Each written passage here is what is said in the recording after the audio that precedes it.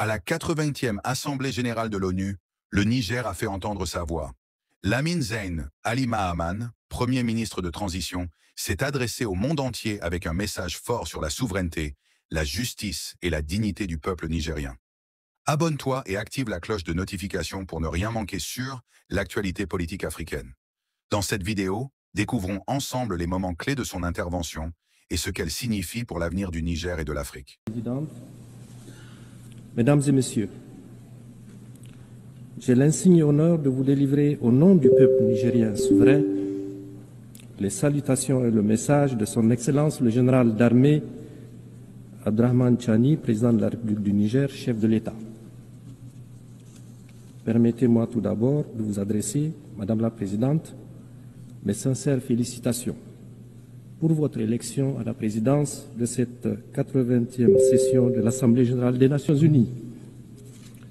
Le Niger vous assure de son plein soutien dans l'accomplissement de votre mission. Je tiens également à saluer l'engagement et le leadership de votre prédécesseur dans la conduite de la 79e session. Madame la Présidente, Messieurs, avant de rentrer dans le vif du sujet, je voudrais dire que le Niger soutient le discours prononcé au nom de la Confédération des États du Sahel à cette même tribune par mon frère et ami, Son Excellence.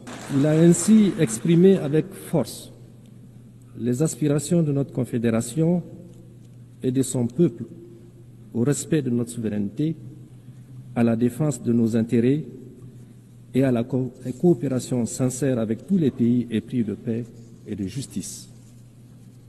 Madame la Présidente, Mesdames et Messieurs, je tiens solennellement à exprimer ici la volonté du peuple nigérien souverain, à travers son gouvernement, à entretenir des relations amicales et de coopération avec tous les gouvernements et des peuples épris de paix et de justice. Cela dans le respect des valeurs et principes définis par la Charte des Nations Unies de notre souveraineté et de nos intérêts. Comment d'ailleurs peut-il en être autrement quand on sait que tout au long de leur histoire, les peuples de l'espace nigérien et du Sahel en général, riches de leur grande diversité sociale et culturelle, ont toujours su puiser dans leurs valeurs ancestrales pour tisser des liens séculaires et coexister harmonieusement entre eux et avec leurs voisins. Parmi ces valeurs qui fondent notre lien social, notre unité et nos aspirations communes, figurent en bonne place le brassage interethnique et la parenté à plaisanterie, le respect de l'altérité, la tolérance religieuse, la solidarité, la paix. Tout au long de notre histoire, nous avons renforcé le brassage entre les populations Hausa, Zerma, Peul, Touareg, Kanouri, Gourmanché, Toubou, Arabe, Boudouma. Ce brassage nous a permis de créer des liens de sang et des alliances indestructibles entre les Nigériens. Madame la Présidente, Mesdames et Messieurs, vous pouvez le constater aisément, le peuple nigérien, les peuples du Sahel, donc, ont une grande tradition de vivre ensemble dans la diversité, la solidarité, la paix et la cohésion.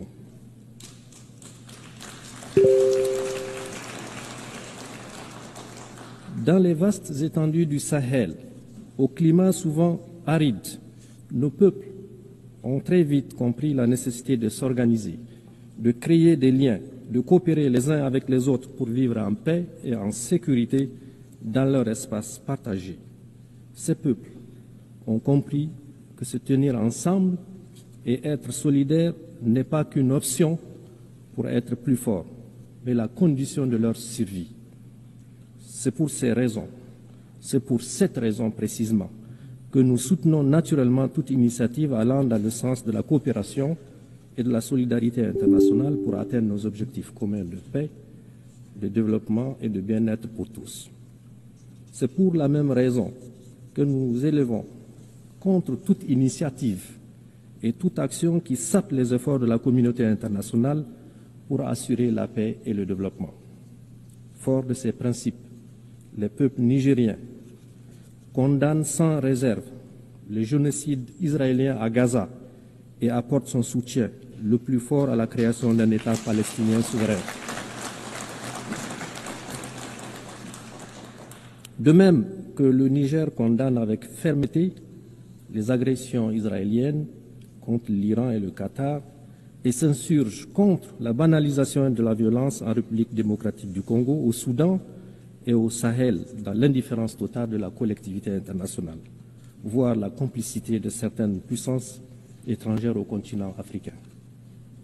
Madame la Présidente, Mesdames et Messieurs, les acteurs directs intervenant à découvert dans les conflits ne sont pas les seuls responsables de l'insécurité et de l'incertitude que vit le monde aujourd'hui. En effet, le Niger tient à dénoncer également l'inaction de tous ceux qui ont les moyens d'agir en faveur de la vérité et de la paix. Le silence de ceux qui ont la voix porte l'indifférence des égoïstes qui sont prêts à déstabiliser des pays en toute une région pour leurs seuls intérêts. Le manque d'humanisme de ceux qui agissent sournoisement pour semer la mort chez les autres et la bêtise des traîtres à leur patrie et de leur continent. Madame la Présidente, Mesdames et Messieurs, inaction, indifférence et silence complices d'une part et d'autre part, actions sournoises et subversives de déstabilisation, campagnes violentes de désinformation et guerre informationnelle. Telles sont les réalités auxquelles mon pays et la Confédération des États du Sahel, Confédération AES, font face dans notre lutte contre les terrorismes importés et sponsorisés. Le Niger en particulier vit depuis le 26 juillet 2023, date à partir de laquelle le peuple nigérien souverain a décidé de prendre son destin en main. Il faut en effet bien connaître la complexité du drame qui se vit au Sahel, ses enjeux, ses tenants et ses aboutissants, pour comprendre non seulement le jeu des différents acteurs, mais également la détermination de nos peuples et de leur gouvernement à se battre victorieusement pour relever le défi, quel que soit le sacrifice à consentir et le temps que cela prendra. Ceux qui nous attaquent, ils le font pour leurs intérêts. Nous nous défendons pour notre survie et nous défendrons notre territoire et notre peuple. Madame la Présidente, Mesdames et Messieurs, le narratif habituel voudrait que l'on explique la situation au Sahel par la chute du régime du colonel Kadhafi en 2011 et l'effondrement de l'État libyen qui a occasionné le déferlement des groupes armés et le déversement de quantités importantes d'armes dans notre région. D'autres encore évoquent la victoire du peuple algérien sur le terrorisme des années 1990-2000 qui a eu pour conséquence de déplacer le conflit au Sahel par le truchement d'éléments terroristes ayant trouvé refuge dans le Sahel et une partie du Sahara. À cela, il faut ajouter le fait indiscutable qu'au fur et à mesure que les armées des puissances occidentales s'installent dans les pays du Sahel, notamment au Mali, au Niger et au Burkina, pour prétendument les aider à y faire face, l'on a assisté à une extension et à une densification tout aussi progressive du phénomène terroriste dans la région. La corrélation est évidente. Enfin, il est tout aussi admis comme une vérité indiscutable que non seulement les vrais et principaux chefs terroristes ne sont pas originaires de notre espace sahélien, mais également ils disposent de moyens logistiques importants, d'un mode opératoire particulier et fomentent d'une violence aveugle et une nuit qui sont totalement étrangers à notre espace géographique et culturel. En effet, nos pays ont certes connu dans leur histoire et dans un passé encore récent des guerres au nom de la religion et des épisodes de rébellion, mais n'ont jamais connu une violence meurtrière gratuite et sans discernement de l'ampleur de celle que nous connaissons aujourd'hui.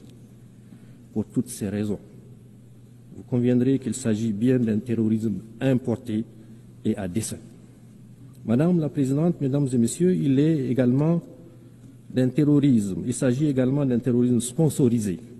Il se pose en effet véritablement la question du financement des terroristes.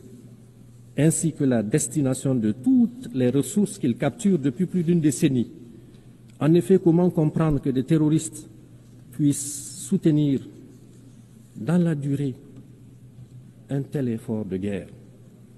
En outre, il faut relever l'heureuse coïncidence qui voudrait que la localité de Kidal, au Mali, lieu de repli des terroristes et autres trafiquants, soit libérée par l'armée malienne dans le dernier trimestre de l'année 2023, en même temps que l'armée française quittait le Niger.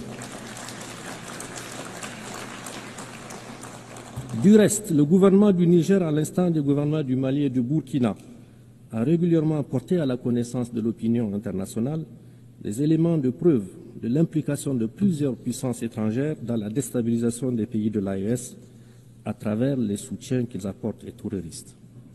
Madame la Présidente, Mesdames et Messieurs, du haut de cette tribune, je tiens à dénoncer le soutien assumé et revendiqué par la France au terrorisme au Sahel et au Niger en particulier. En effet, depuis le renvoi de ces troupes du Niger en 2023, comme il l'a annoncé, le gouvernement a mis en place un véritable plan sournois et subversif de déstabilisation de mon pays qui consiste, entre autres, à renseigner, former, financer et équiper les terroristes. À des tentatives malheureuses pour créer les conditions d'un conflit interethnique au Niger et au Sahel, en une campagne de désinformation et intoxication pour discréditer mon pays, ses institutions, ses responsables politiques et son armée, en entretenant et en alimentant une tension politique permanente entre mon pays et certains de ses voisins. À cela, il faut ajouter la guerre économique